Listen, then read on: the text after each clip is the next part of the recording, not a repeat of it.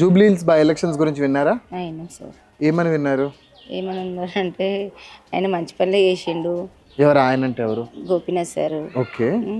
ఇప్పుడు ఆయన లేడు కాబట్టి మాకు చాలా బాధగా ఉంది. మళ్ళీ ఏంటంటే మన బతుకమ్మ చీరలు ఇచ్చారు అందరికీను, అక్కడికి వచ్చిన వాళ్ళకి ఇచ్చారు. మళ్ళీ ఏంటంటే కాంగ్రెస్లు కూడా చేస్తున్నారు కొన్ని పనులు, వాళ్ళు కాదని అనలేము. బీజేపీ వాళ్ళు కూడా చేస్తున్నారు. కానీ ఏంటంటే మాకు ఎక్కువ అంటే గోపీనాథ్ సార్ మీద చాలా అభిమానం. ఎందుకమ్మా అంత అభిమానం? ఏంటి, అంత ఏం చేశాడు మీకు? ఏం చేయలేదు. ఆయన వచ్చి మొత్తం బస్తీ తిరిగేసి వెళ్ళేవాడు. ఆయన అందరితో మంచిగా ఉండేవాడు. ఇంటికి వచ్చిన వాళ్ళకి ఎవరికి కోపగించకుండా చాలా మంచిగా మాట్లాడేవాడు. అంటే ప్రజల మనిషిగా ఉండేవాడు, మంచిగా ఉండేవాడు.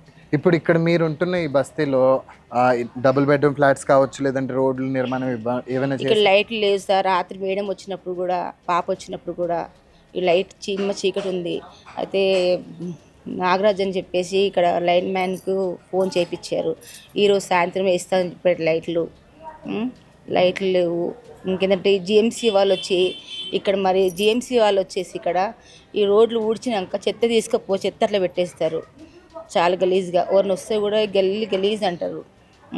ఇంకా మేము ఏం చేయాలి సార్? మేము ఎవరు చెప్పుకోవాలి చెప్పండి? మేము ఇప్పుడు ఎవరు పట్టించుకోరు అసలు. ఈ గల్లీకి లీడర్ అంటే ఎవరు లేరు సార్ అంతా.